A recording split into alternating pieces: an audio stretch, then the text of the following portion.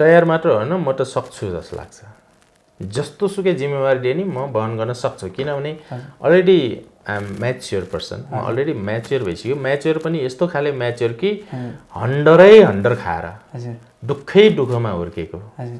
यो समय र माग अनुसार चाहिँ पार्टीले दिएको कुनै पनि जिम्मेवारी चाहिँ वहन गर्न सक्छु, इफेक्टिभली त्यसलाई चाहिँ रन गर्न सक्छु भन्ने चाहिँ मलाई मनमा एउटा दृढ सङ्कल्प छ।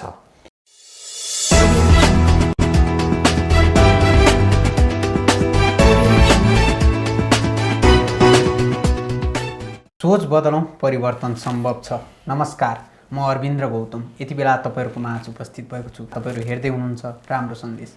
राम्रो सन्देशमा फरक व्यक्तित्वसँग फरक खालको कुराकानी गर्ने क्रममा आज पनि उपस्थित भएको छु। आज मसँग हुनुहुन्छ समाजसेवी, राजनीतिज्ञ र सफल व्यवसायी रत्नकुश रञ्जित आज मसँग हुनुहुन्छ। यति बेला म रत्नकुश रञ्जितको घरमा आइपुगेको छु। उहाँको राजनीतिक यात्रा कहाँबाट कसरी सुरु भयो? पछिल्लो समय उमेर पुगेका मात्र राजनीतिमा देखिन्छन्। स्थानीय तह, प्रदेश सरकार, केन्द्रीय सरकारमा उमेर पुगेका व्यक्तिहरू मात्र देखिरहँदा उहाँ चाहिँ युवा उमेरमा नै राजनीतिमा क्रियाशील हुनुहुन्छ। उहाँलाई राजनीतिज्ञ मात्र भनेर भन्दा अलि नहोला। उहाँ चाहिँ पछिल्लो समय राष्ट्रिय तथा अन्तर्राष्ट्रिय मिडियामा समेत चर्चामा हुनुहुन्छ। उहाँले गरेका धेरै समाजसेवाका कार्यहरू यति बेला चर्चामा छन्। पछिल्लो समय बनेपा नगरपालिकालाई आइसोलेसन वार्ड राख्नको लागि दिएका बेडहरू, अन्य विभिन्न ठाउँमा गरेका समाजसेवाहरू धेरै चर्चामा छन्। आउनुहोस् वहीँ सफल युवा व्यवसायी, राजनीतिज्ञ र समाजसेवी रत्नकुश रञ्जितसँग म ढिला नगरिकन उहाँसँग कुराकानी गर्न गइरहेको छु। नमस्कार, तपाईँलाई कार्यक्रममा स्वागत छ। नमस्ते। तपाईँ समाजसेवी, राजनीतिज्ञ, युवा व्यवसायी पनि हुनुहुन्छ। तपाईँको सुरुको यात्राहरू बताउनु पर्दा जुन समाजसेवामा कहाँबाट, कहिले, कसरी, कहिलेदेखि सुरु गर्नुभयो तपाईँले यो समाजसेवा चाहिँ? धन्यवाद।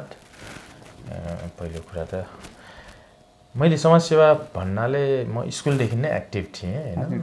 स्कुलमा जस्तै रेड क्रसमा बसेर स्कुलको विद्यार्थीहरूको मात्र नभई चाडबाड हुँदाखेरि चाहिँ वरिपरि गएर त्यहाँ बटुकहरूलाई चाहिँ सेवा गर्थेँ।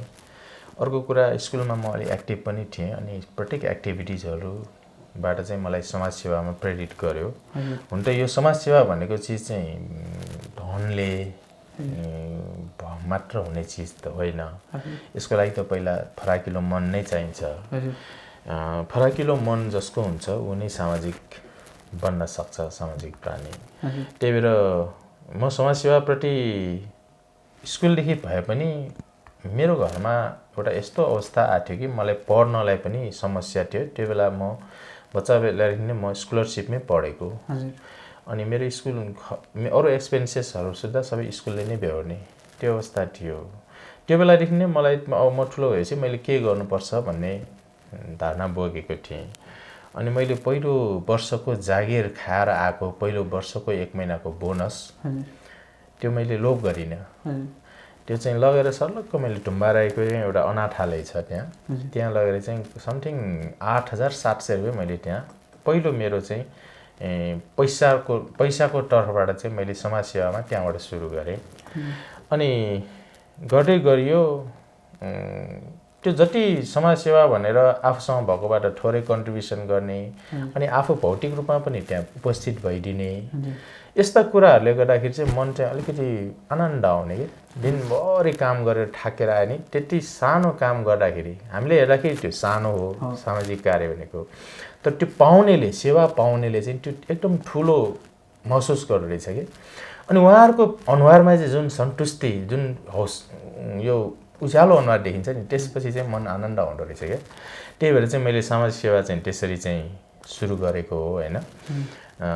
निरन्तर आजभन्दा कति सम्भवतः 26-27 वर्ष अगाडिदेखि 2051 सालदेखि नै मैले पर्सनल आफ्नै कमाइबाट कमाएकोबाट पनि केही पर्सेन्टेज चाहिँ सामाजिकमा लाउने अनि आफू फिजिकली पनि भौतिक रूपमा पनि समाजसेवामा म इन्भल्भ भइदिने, नैतिक रूपमा त समाजमा भएका घटनाहरूलाई चाहिँ नैतिक रूपमा सत्य तथ्यलाई सपोर्ट गर्नु पनि त्यो पनि एउटा सामाजिक सेवा हो क्या, बोलिदिनु पनि।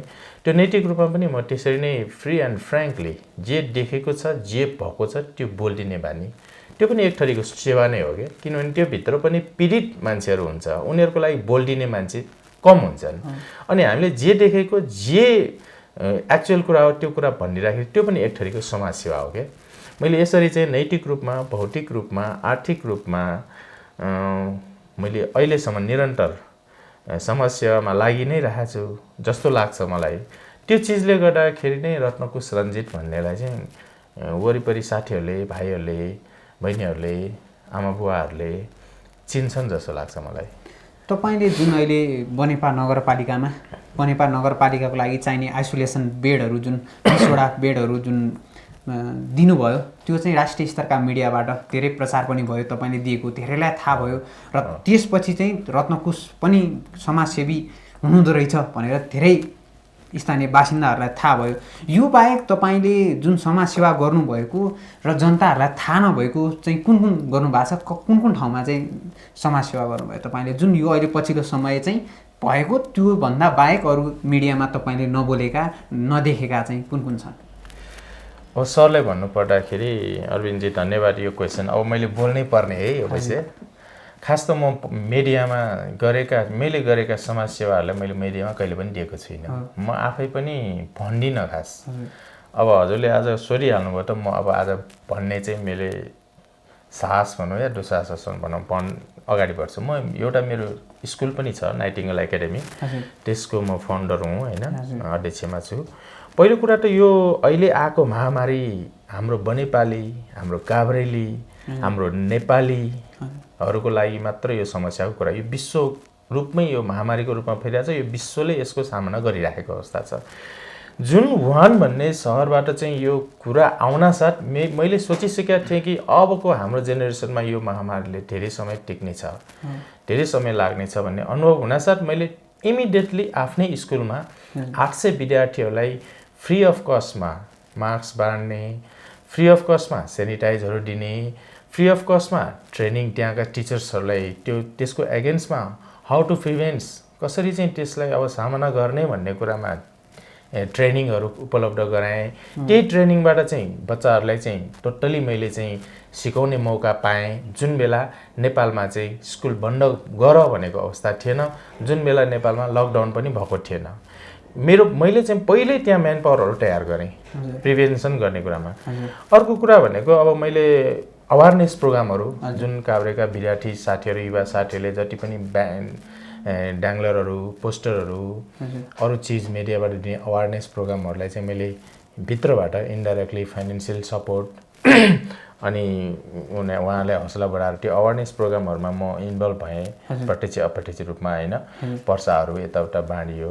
त्यसपछि नगरपालिकामा पनि मैले थोरै भए पनि नगरपालिकाको एकाउन्टमा लगेर म आउटस्ट्यान्डर्ड सेभिङ एन्ड क्रेडिट कोअपरेटिभको पनि म अध्यक्ष छु क्या। त्यसको नाताले चाहिँ त्यहाँबाट चाहिँ मैले प्रत्येक मेम्बरबाट चाहिँ थोरै पैसा 50 रुपियाँ मात्र काट्नुपर्छ भनेर भए पनि तर 50 नकाटिने 25 रुपियाँ मात्र काटेर त्यसमा नपुग गरेँ। आधी लाख पुग्न चाहिँ मैले नगरपालिकाको एकाउन्टमा पनि लगेर डिपोजिट गर्ने होइन। अब जस्तै हिजो अस्ति मात्र पनि ल्याकु क्लबले, युवा क्लबले एउटा फुड ब्याङ्कको कन्सेप्ट ल्याएको थियो होइन। त्यसमा चाहिँ सल्लाह सुझाव दिनेमा म आफै पनि थिएँ। सल्लाह सुझाव मात्र होइन, त्यहाँलाई चाहिने चिजहरूमा स्रोत जुटाइदिने, आफ्नै तर्फबाट स्रोत दिने यस्ता फुड ब्याङ्कहरूलाई पनि मैले सञ्चालन गर्नलाई मोटिभेट गरेर मैले आफैले पनि दिएँ होइन। अर्को कुरा चाहिँ 20वटा बेड 50वटा मध्ये तपाईँलाई त्यो चाहिँ एकदम अति आवश्यक भएकोले त्यतातिर पनि दिएँ होइन। अर्को कुरा चाहिँ अब नगरवासीको लागि चाहिँ भनेर बनेपा स्पेसली म काभ्रे जिल्लाभरि नगए पनि आफ्नो पेरिफेरीको लागि चाहिँ जुन यो कोभिड भन्ने आयो कोभिड-19 आएदेखि आजसम्म म घर बसेको रेकर्ड छैन। हेर्नुहोस्, म नाम भन्दिनँ, कोभिड-19 को जुन पिसिआर पोजिटिभ भएकाहरूलाई सुधा मैले हस्पिटल लाने ल्याउने मेरो आफ्नै गाडीमा एज अ एम्बुलेन्स जस्तै म आफ्नै तरिकाले पिपी भन्नाले पर्फेक्ट पिपी होइन, डबल मास्क, टोपी लाउने, चस्मा लाउने, अनि आउटरहरू चाहिँ अलिकति त्यो पानीमा राख्न साथ सफा हुने खाले आउटरहरू लगाएर, बुटसुट लगाएर, ग्लोभ्स लगाएर म हस्पिटल वार्डर पनि मैले गराएको थिएँ। पिसिआर पोजिटिभ आउनेवाला छ, आउँछ भन्ने शङ्का पनि छ, आएका पनि छन्। तर तिनीहरूलाई ओहोरदोहोर गराउनेदेखि लिएर अब अरू त अगाडि जानै डराउने, जो पीडित छन् उहाँकै दाजुभाइहरू उहाँकै इष्टमित्रहरू अगाडि जान डराउने। त्यो अवस्थामा पनि मैले उहाँहरूलाई चाहिँ हस्पिटल ल्याउने लानेदेखि लिएर आफ्नै गाडीमा, मेरो अहिले पार्किङमा छ गाडी, मेरो गाडीमा पहिलादेखि मेरो गाडी यो टोलको लागि पनि एम्बुलेन्स जस्तै हो। त्यसरी चाहिँ मैले सेवा दिएँ होइन, दिन त खटिरहेको छु, गरिरहेको छु। अझै पनि चाहिँ यो समस्या जहिलेसम्म रहन्छ अनि यो हाम्रो शरीरमा जहिलेसम्म सास रहन्छ त्यो बेलासम्म चाहिँ सेवा गरि नै रहन्छ। यसबाट हामी भाग्ने कुरा हुँदैन। तपाईँ जुन यो समाजसेवा गरिरहँदाखेरि यो अहिले जुन महामारी पनि चलिरहेछ, यसरी तपाईँले धेरै ठाउँमा सहयोग गर्दाखेरि धेरै व्यक्तिहरूले तपाईँलाई देख्छन् जुन समाजसेवा गरेको। कुनै कुनै दुखी पीडित ती असहाय अपाङ्गहरूले तपाईँलाई व्यक्तिगत फोन सम्पर्क गरेर मलाई यति सहयोग गरिदिनु, मलाई केही सहयोग गरिदिनु, मलाई खान छैन, मलाई बस्न भएन, मसँग कोठा भाडा तिर्न पैसा भएन भनेर कुनै व्यक्तिगत रूपमा तपाईँलाई ती दुखी पीडितहरूले केही फोनहरू गरेर सम्पर्क गर्नुभएको छ तपाईँलाई? सम्पर्क पनि भएको छ। तपाईँ जस्तै पत्रकार साथीहरूले पनि मलाई खबर गर्नुभएको थियो यहाँ यस्तो समस्यामा परेका छन् भनेर। अनि हामी मेरै गाडीमा जुन अघि एम्बुलेन्स जस्तै चलाइरहेको म चढ्ने गाडी भने त्यसमै चामल राखेर त्यसमै चाहिँ खानेकुरा राखेर चाहिँ गाउँ गाउँसम्म गाडी नै उकालो चढ्दै नचढ्ने ठाउँसम्म जबरजस्ती गाडी लगेर पनि सेवा गरियो होइन। अनि मेरो घरको ढोका बाहिर जो आइपुग्छ रत्नकुश भनेर चिन्ने अथवा रत्नकुशलाई भेट्दा केही हुन्छ भनेर आशा लिएर आउनेलाई मैले निराशा पारेर पठाएको छैन। सकिन्छ 2000, 5000, 1000 अरू जस्तो बाटोमा गएर बाँड्नुभन्दा म कहाँ आएर कसैले चाहिँ केही चिजको अपेक्षा गर्छ भने त्यसलाई मैले पुरा गरिदिएको छु। त्यो कुरा चाहिँ म अब यतिखेर यसलाई भनेर नाम लिस्ट दिएर चाहिँ हामीले कुरा गर्ने कुरा आउँदैन। तर अझै पनि म तपाईँकै यो पत्रिका पनि तपाईँको यो उसबाट पनि भन्न चाहन्छु, यो सिक्रेट रहन्छ कुरा, कहीँ नाम लिक हुँदैन। साँच्चीकै त्यस्तो कसैले समस्या परेको छ भने इन फ्युचरमा पनि पर्छन् भने मसँग केही छ दिनलाई, मसँग थोरै पनि 2-4 पैसा एक्स्ट्रा छ मैले कमाएर राखेको, जोगाएर राखेको। त्यो पैसा कसैले त्यो पैसाले हप्ता 2 हप्ता, महिना 2 महिना चल्न सक्छ भने आउनुहोस्। मेरो घर बनेपा नगरपालिका वडा नम्बर 8 हो होइन। यहीँ राडेसँगै छ घर होइन। सम्पर्क गर्नु होला, मैले सकेको गर्छु। मलाई त त्यो यो कोभिडमा एक थरीको मलाई फेरि मनमा पनि के आएको छ भने जोगाएर राखेको मध्ये आफैले खानालाई समस्या छ भने त थोरै राख्नु पर्यो। आफूलाई खानालाई पुगेको बच्चा मेरो त अब एउटा एक थरीको पार लागिसक्यो, राम्रै ठाउँमा पुगिसक्यो भने अब मसँग भएको मैले बाँड्दा मलाई आत्मसन्तुष्टि मिल्छ। त्यही भएर म तपाईँको यो उसबाट मिडियाबाट चाहिँ फेरि एकचोटि दोहोऱ्याउँछु, त्यस्तो कुनै साँच्चै समस्या परेका कोही छन् भने आउनुहोस्। तपाईँ जुन यो अहिले त एउटा व्यवसाय पनि हुनुहुन्छ, एउटा सफल व्यवसाय पनि हो। यो व्यवसाय हुनुभन्दा पहिलाको क्षेत्रहरूलाई सम्झिएर त्यति बेला चाहिँ तपाईँले समाजसेवा गर्नुपर्दा केमा आबद्ध भएर अब आफूसँग फाइनेन्सियल चाहिँ हुँदैन थियो, समाजसेवा भनेकै आफूसँग भएको केही खाद्यान्नदेखि लिएर लत्ता कपडादेखि लिएर नगदहरू जे सकिन्छ त्यो सेवा गर्ने हो। यो अब त्यो अवस्थामा त अब तपाईँ अहिले पो सफल एउटा युवा व्यवसायी हुनुभयो। यो भएर अहिलेको कन्डिसनमा तपाईँलाई मजाले सफल पनि हुनुहुन्छ, दिन पनि सक्नुहुन्छ। पहिला चाहिँ के गर्नुहुन्थ्यो, पहिला चाहिँ कसरी म्यानेज गर्नुहुन्थ्यो ती सुरुको अवस्थाबारे? त्यो अब ती दुखी पीडितहरू देख्दाखेरि अब आफूसँग अनि पैसा नभएका त्यस्ता धेरै क्षणहरू थिए होलान्, त्यसलाई चाहिँ कसरी लिनुभएको थियो? होइन, पहिला स्कुल लाइफमा त हामी यस्तो गर्थ्यौँ हेर्नुहोस्, खुट्रिकी बनाउँथ्यौँ, एउटा बट्टाको खुट्रिकी बनाउँथ्यौँ। अनि त्यसमा रेड क्रसको चिन्ह हुन्छ। अनि त्यहाँ आउने धर्म गर्न आउने मन्दिरमा आउने श्रद्धालु भक्तजनहरूसँग टङ टङ टङ टङ बट्टा बजाएर त्यसमा चाहिँ हामी 1 सुका 1 मोर 1 रुपियाँ कति सकिन्छ दान पुण्य गर्नुहोस् भन्छौँ। अनि त्यसबाटै आएकोबाट हामीले खाने भनेको म्याक्सिमम ब्ल्याक टी एउटा, बढी से बढी त्यहाँ खट्दाखेरि बिस्कुट अथवा त्यो डोनट भन्ने हुन्थ्यो, रोटी खान्थ्यौँ है। अरू सबै त्यहाँ खर्च हुनेमा हामी लगाउँथ्यौँ। त्यसरी पनि गरियो होइन। अनि घरबाट हामीले 2 रुपियाँ सिस्टम पनि एउटा त्यो बेला कन्सेप्ट बनाएको थियौँ, यस्तो गर्थ्यौँ क्या। त्यो भन्नुको के भने एउटा साथीले दिनमा 2 रुपियाँ त्यहाँ राख्ने, त्यो संस्थामा राख्ने। 2 रुपियाँ राखेपछि त हामी त 59-60जना साथीहरू थियौँ। अब 120 रुपियाँ दिनको कलेक्सन हुने भयो, भएकोले दिन्छ नभएकोले नदिन्छ। 100 रुपियाँ पुग कलेक्सन हुन्छ। त्यो बेला 100 रुपियाँ भनेको धेरै ठुलो हो। अनि त्यो कलेक्सन भइरहेको पैसाले चाहिँ हामीले त्यस्तै परिवारलाई, त्यस्तै अब पछाडि परेको पढ्नलाई समस्या परेकोहरूलाई यस्तो कुराहरूमा चाहिँ खर्च गर्यो। त्यस्तो दिन पनि आए, त्यसरी पनि हामीले गऱ्यौँ। तपाईँ अहिले चाहिँ अब जुन यो समाजसेवी पनि हुनुहुन्छ, अब त्यसमाथि सफल युवा व्यवसाय पनि हो। तपाईँको यो राजनीतिक यात्रा चाहिँ कहाँबाट कहिले सुरु भयो, जुन अहिले राजनीतिमा पनि तपाईँ सक्रिय हुनुहुन्छ, अहिले युवा उमेरहरूमा मध्येमा तपाईँ एकदम सक्रिय हुनुहुन्छ, जुन अहिले स्थानीय तह, प्रदेश सरकार र केन्द्रीय सरकारमा उमेर पुगेका मात्र देखिन्छन् भने अझै तपाईँ पछिल्लो समय जुन अहिले तपाईँ क्रियाशील भएर राजनीतिमा पनि लागिरहनु भएको छ, तपाईँको राजनीतिक यात्रा चाहिँ कहाँबाट कहिले सुरु भएको थियो? अब यस्तो, तपाईँले सफल भन्नुभयो एउटा कुरा, पहिलो कुरा म सफललाई चाहिँ कस्तो कुन लेभलसम्म पुग्दाखेरि सफल भन्ने त अब त्यो कुराको कुनै चाहिँ डिमार्केसन छैन। त्यो लेभल नभएकोले म सफल भन्दा नि सन्तुष्ट, म सन्तुष्ट छु होइन। सन्तुष्ट भएपछि जुनसुकै काम गर्दाखेरि पनि, जुनसुकै क्षेत्रमा जाँदाखेरि पनि जो मान्छे सन्तुष्ट हुन्छ त्यसको थिङ्क पोजिटिभ हुन्छ कि सर। त्यसको थिङ्क पोजिटिभ हुनासाथ के हुन्छ त, त्यहाँ आउने जति पनि अब्स्टेकलहरू छन्, समस्याहरू छन्, त्यो समस्यालाई चाहिँ एउटा अपर्च्युनिटीको रूपमा चाहिँ पोजिटिभली थिङ्किङ गरेर लियो भने चाहिँ त्यो समस्या समाधान गर्दा एउटा छुट्टै मजा आउने। अनि त्यो समस्या समाधान गर्दै जाँदाखेरि चाहिँ डेफिनेटली त्यो चाहिँ अलिकति हाइट लिइसक्ने रहेछ कि सफल भने त्यो समस्यामाथि सफलता पाउनु भनेकै आफू सफल हुनु भन्ने किसिमले जाँदो रहेछ होइन। त्यो भएकोले सबैभन्दा कुरा त म सन्तुष्टि छु। अनि सन्तुष्टि भएपछि जुनसुकै कुरामा पनि मलाई यही चाहिन्छ, यही हुनुपर्छ, त्यही हुनुपर्छ नभनेपछि त पोजिटिभ माइन्ड भयो, त्यसपछि सफल भइयो। सफल भन्दा नि अब यसलाई राजनीतिमा पनि किन डाइभर्ट छ भने राजनीतिमा म अहिले मात्र लागेको होइन सर है। मैले तपाईँलाई भन्छु 2045 सालमा जुन प्रजातन्त्र ल्याउनलाई आन्दोलन भइराख्दाखेरि नै म अनेरा सोबीको सदस्य लिएर हिँडेको हो। अनि 45 देखि म 49सम्म एक्टिभली लागेँ। अनि 49 पछि मेरो पढाइको पनि अलि अपग्रेडेड पढाइ गर्नु पऱ्यो, यताउता गर्नु पऱ्यो, गरियो। अनि आफ्नै घरको कामकाज पनि गर्नु पऱ्यो। अनि प्रोफेसनल ट्रेनिङहरू, स्किलफुल ट्रेनिङहरू पढाइसँग चाहिँ गर्न थालियो, जब पनि गर्न थालियो। गर्दै जाँदाखेरि मेरो 2051 सालदेखि 57-58 सालसम्म त मेरो नेपालमै जागिर खाने स्किलफुल ट्रेनिङ लिने, जस्तै cycling, motorcycling, driving, horse riding, fire fighting, यो होटल म्यानेजमेन्ट सम्बन्धी, सर्भिस लाइन, हाउसकिपिङ, यो front office, sales and marketing, यस्ता चिजहरू थुप्रो ट्रेनिङहरू गरियो। अनि त्यो भएपछि ममा अलिकति भ्यालु एड हुन गयो के, कमाइ वमाइ, घर खर्च चलाउने, घर परिवारलाई खुसी राख्ने, अनि वरिपरि पनि अलि बाटन मिलाउन सक्ने भयौँ। अनि अपर्च्युनिटी चाहिँ विदेश जाने आयो क्या। विदेश जाने आएर चाहिँ विदेश गइयो, फेरि 6-7 वर्ष त्यहाँ विदेशमा बसियो। त्यहाँबाट पनि थुप्रो चिजहरू सिकेर आइयो, थोरै पैसा पनि कमाएर आएँ। त्यसपछि मात्र अनि नेपालमा आएर म 2065 सालदेखि एक्टिभली राजनीतिमा लागेको हो।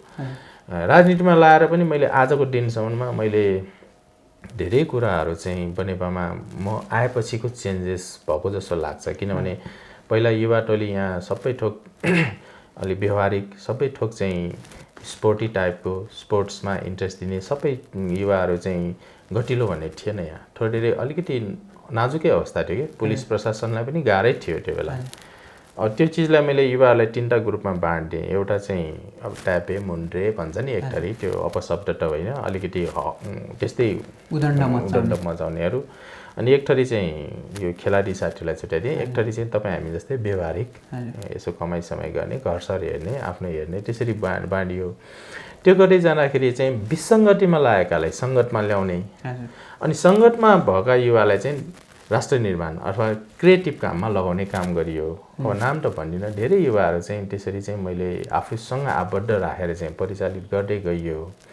अहिले उहाँ युवाहरू हिजोको दिनमा चाहिँ हप्तै पछि चौकीभित्र थुनमा पर्थ्यो भने आज उहाँहरूले चाहिँ राम्रो संस्थाहरूमा चाहिँ एउटा डिसिप्लिनरी इन्चार्जको रूपमा, अथवा राम्रो संस्थाहरूमा एउटा बाउन्सरको रूपमा, राम्रो संस्था आफैले पनि चलाइराखेको अहिले छन्, यहीँ काठमाडौँमा अहिले छन् होइन। त्यो भएकोले त्यो पनि एउटा एक थरीको मेरो चाहिँ मन सन्तुष्ट लिने ठाउँ। अनि त्यही भएर त्यो उहाँ युवा साथीहरूले चाहिँ रत्नकुश दाइ चाहिँ हाम्रो प्रेरणाको स्रोत भन्छन् घरिघरि आएर। अनि मलाई कहिलेकाहीँ आयो भने यसो मैले त्यति व्हिस्की त्यस्तो त खान्न, कहिलेकाहीँ ल ल्याइदिन्छन् भाइहरूले सम्झेर, तपाईँ नभए चाहिँ हामी पछाडि पर्थ्यौँ भन्थ्यो होइन।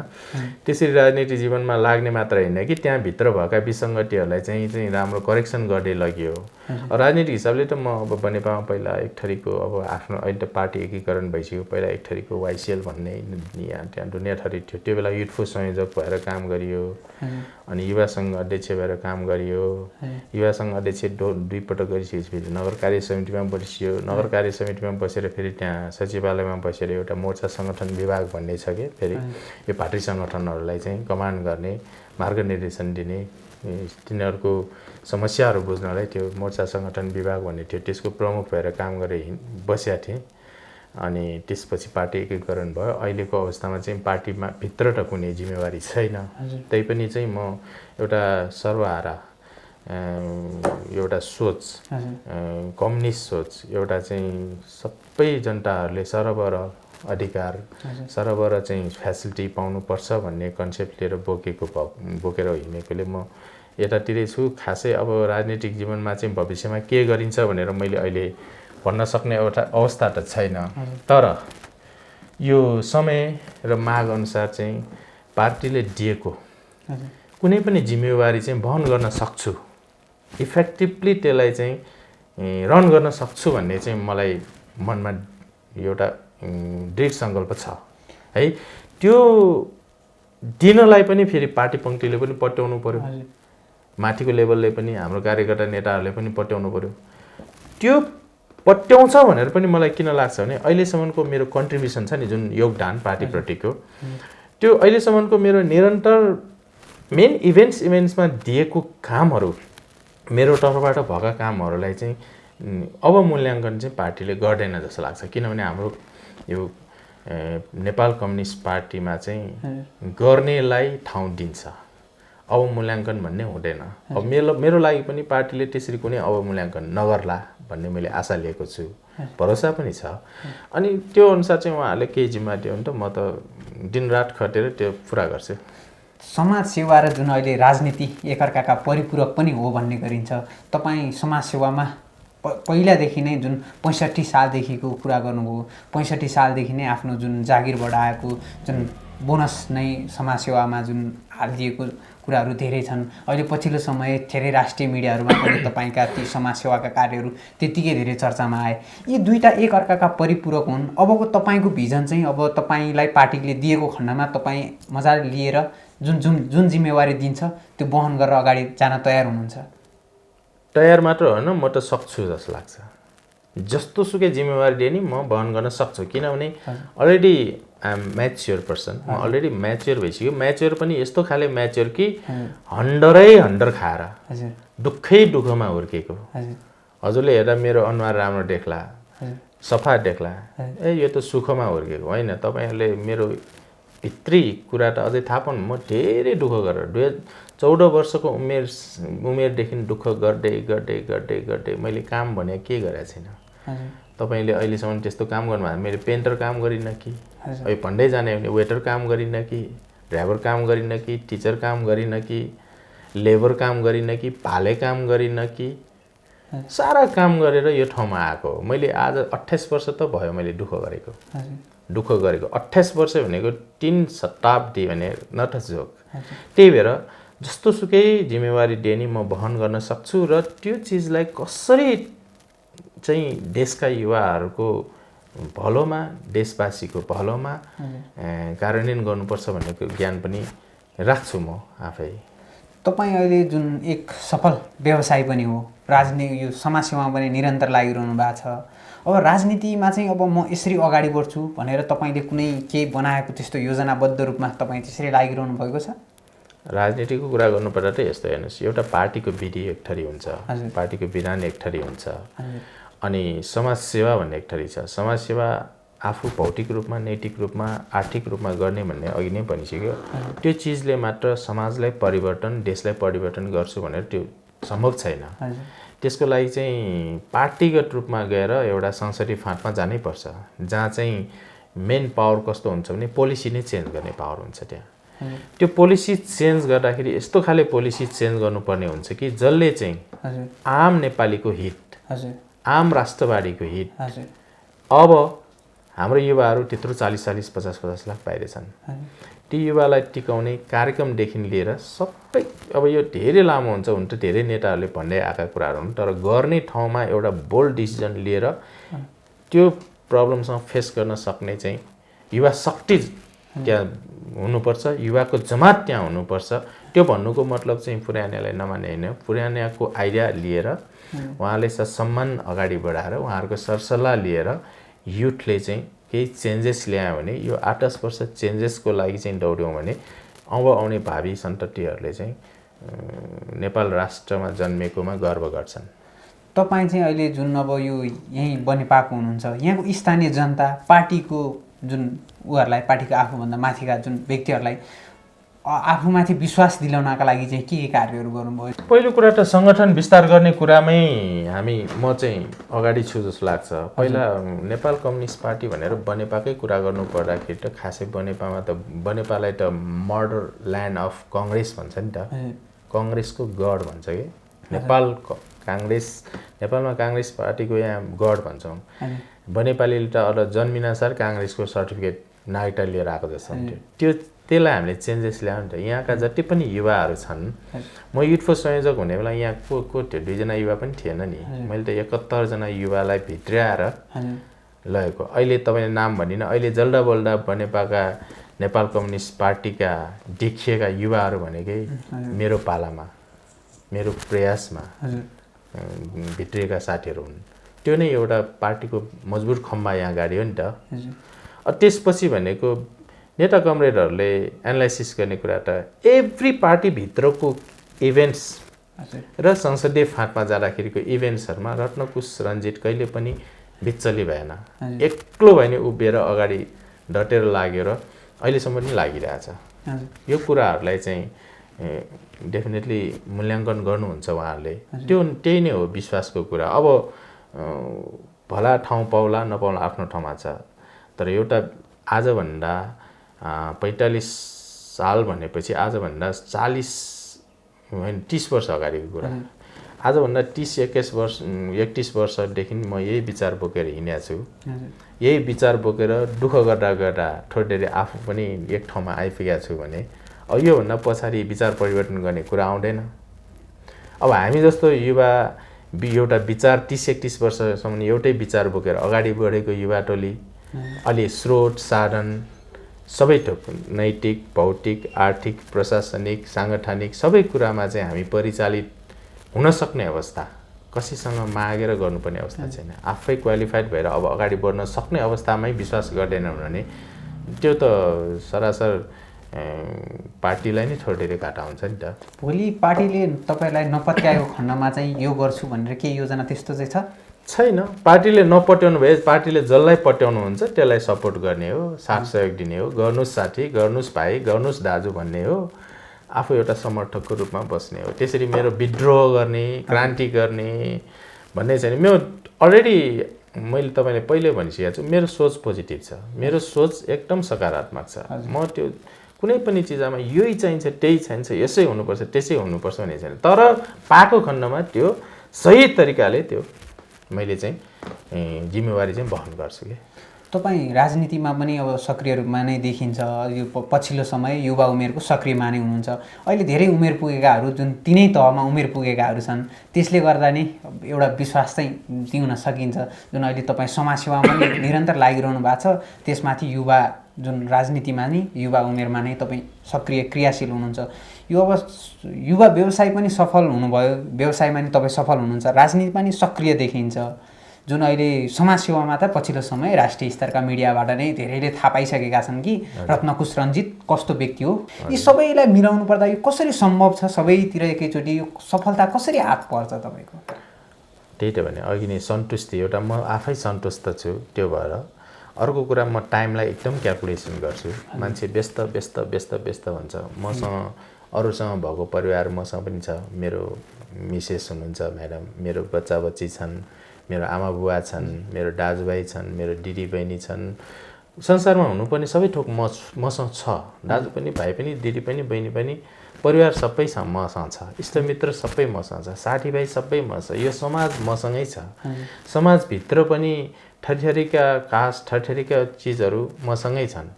अनि त्यो बिचमा पनि मेरो आफ्नै छवटा त मेरो आफ्नै कम्पनी छन् जुन काम गरेर खाने, जस्तै SSNS enterprises, Ratnashree marketing, Everest international trade link, our standard saving and credit cooperative, जस्तै नाइटिङ्गेल एकाडेमी, यस्ता थुप्रो चिजहरू चाहिँ म आफै सञ्चालन गरिरहेको छु नि। एउटा सिस्टम पनि हुनुपर्छ अनि त्यस सिस्टमभित्र चाहिँ डेफिनेटली टाइमको कुरा आउँछ। अरूले फुर्सद भएन यो भएन हुन्छ, मान्छे क्रियाशील हुनुपर्छ, चलायमान हुनुपर्छ। यहीँ बस्दै चाहिँ केही गर्छु भन्यो भने त सक्दैन। म विश्वास गर्ने मान्छे, समाजसेवामा पनि सफल भइन्छ अनि राजनीतिमा पनि सफल भइन्छ, अरू चिजहरूमा पनि सफल भइन्छ हैन। घरमा आफ्नो छोरी छोराले केही खोज्छन् भने त्यो के छ त चुरो कुरा पट्टा नलगाइकन ढ्याप्प गर्नु भने चुरो कुरा पट्टा लगाएपछि ह्याप्पी भयो नि त, अनि ठाउँ पनि पर्यो।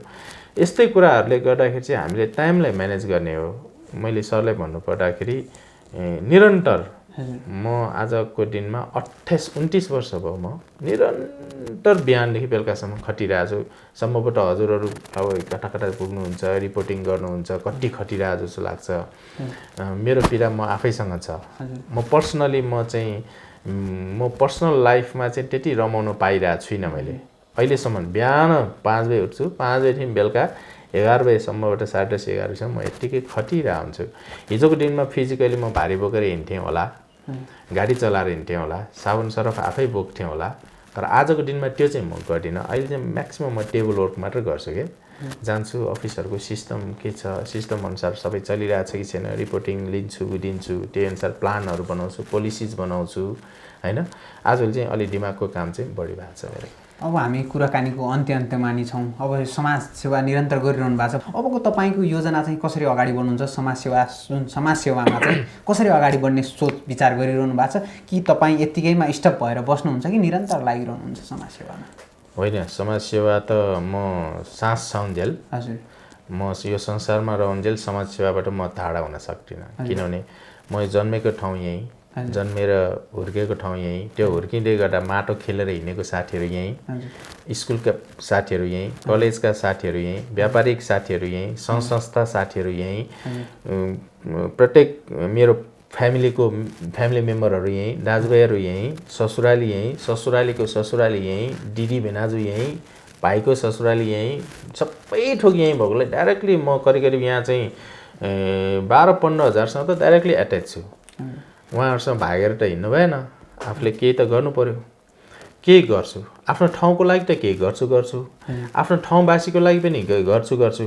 त्यस्तै समयले साथ दिँदै गयो भने चाहिँ म भने नि अघि नै युवा पङ्क्तिलाई एउटा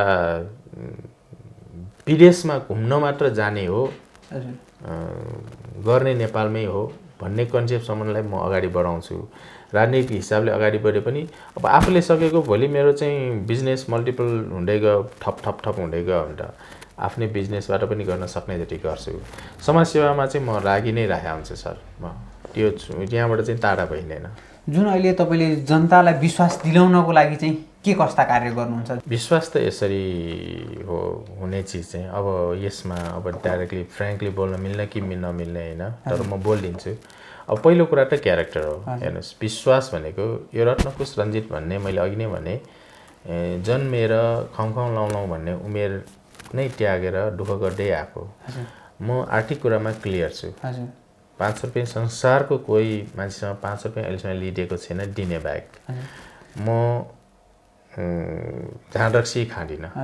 नेवारको छोराले अलिअलि कहिलेकाहीँ भोजभटेरमा थोरै खानु भनेको जाँड रक्सी जडिया भन्दैन। म जाँड रक्सी खाँदिनँ। म आर्थिक कुरामा क्लियर छु। म रन्डीबाजी गर्दिनँ, म जुवा तास खेल्दिनँ, म भाङ डटुर चुरोट बिडी केही खाँदिनँ भने अहिले मसँग यो संसारमा भएको मैले जानुन्जेल म अहिलेसम्म होसमै छु। अहिलेसम्म मैले आफूले जानी कसैलाई चिटो दुखाएको छैन। मैले आफ्नो पर्सनल जीवनमा त थोरै धेरै चेन्जेस ल्याएँ। अनि मसँग वरिपरि भएका दाजुभाइदेखि लिएर साथीभाइदेखि लिएर थोरै धेरै सर्कलमा चाहिँ उहाँहरूको पनि चेन्जेस ल्याउनलाई मद्दत गरेँ भने यो एउटा लाइफमा आफ्नो लाइफमा आफैले केही चेन्जेस ल्याउन सक्छ भने त्यसैलाई समाजतिर रूपान्तरित गर्यो भने त्यहाँ पनि चेन्जेस ल्याउन सक्छ भन्ने चाहिँ उहाँहरूले मलाई विश्वास गर्नु पऱ्यो क्या। अब तपाईँ आज आउँदै हुनुहुन्थ्यो होला मेरो घरमा आउँदै गर्दाखेरि हिँड्दै गर्नुभएको बाटो मेरै इनिसिएसनमा चाहिँ यति साँग्रो बाटोलाई 23 फिट काम गराएको हो। त्यो अवस्थामा पर्खाल अर्को पर्खाल सिधा भड्काउनु पऱ्यो। त्यहीँ ढल राख्ने काम, त्यहीँ ग्राभल गर्ने काम, त्यहीँ पिच गर्ने काम सबै भयो नि।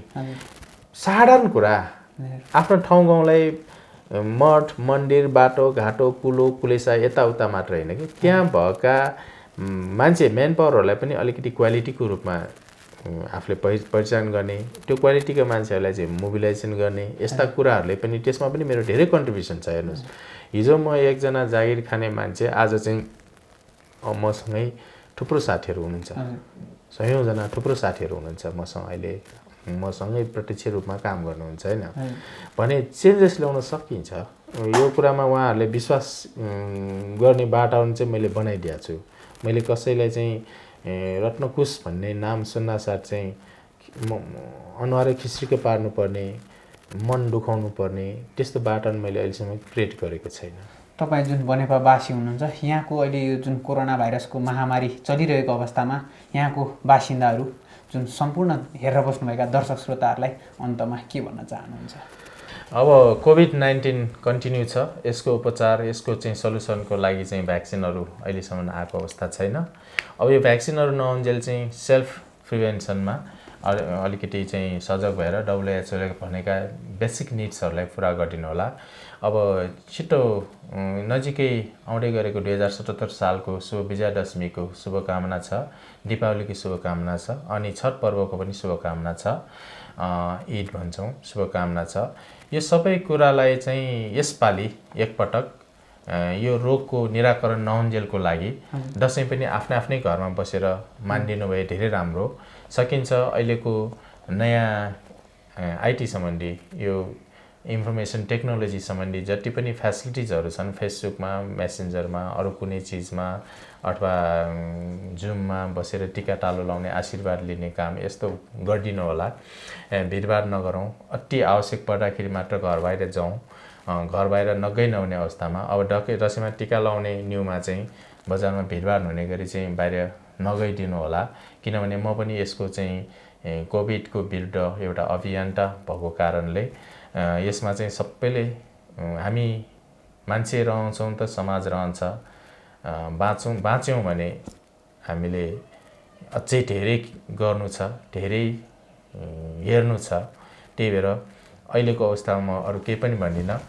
मैले यो हाम्रो अरविन्द सरले गर्नुभएका क्वेसनहरूको मैले जे जति बोलेँ त्यसबाट चाहिँ सम्भवतः मेरो जीवनमा घटेका घटना, मेरो सोचहरू भने त्यसबाट कसैलाई असर पुगेको अवस्था छ अथवा मैले चाहिने भन्दा बढी बोलेको तपाईँले महसुस गर्नुभएको छ भने क्षमा माग्न चाहन्छु, क्षमा याचना गरिदिनु होला भन्ने आशा छ। र फेरि एकचोटि 2077 साल शुभ विजयादशमी, दीपावली, छठ, ईद यो सबैको शुभकामना दिन चाहन्छु। धन्यवाद। व्यस्तताको बावजुद पनि थोरै समय दिनुभयो, धेरै धेरै धन्यवाद। धन्यवाद, हजुरलाई पनि धन्यवाद, हजुरको मिडियालाई पनि। हजुर दर्शकबिन, यति बेला हामीले सफल युवा व्यवसायी, राजनीतिज्ञ, समाजसेवी, पछिल्लो समय रत्नकुश रञ्जित राजनीतिमा पनि सक्रिय हुनुहुन्छ। उहाँ चाहिँ युवा उमेरमै राजनीतिमा पछिल्लो समय सक्रिय भएर धेरै ठाउँमा समाजसेवादेखि लिएर धेरै कार्यहरू गरेको राष्ट्रिय तथा अन्तर्राष्ट्रिय मिडियामा यति बेला चर्चामा छन् भने उही व्यक्तित्वसँग मैले विशेष कुराकानी गरेँ। यति बेला तपाईँहरू हेर्दै हुनुहुन्छ राम्रो सन्देश। राम्रो सन्देशमा हामी हरपल ताजा खबर लिएर तपाईँहरूमा सधैँभरि उपस्थित हुने नै छौँ। राम्रो सन्देश हेर्दै गर्नुहोला। हस्त, नमस्कार।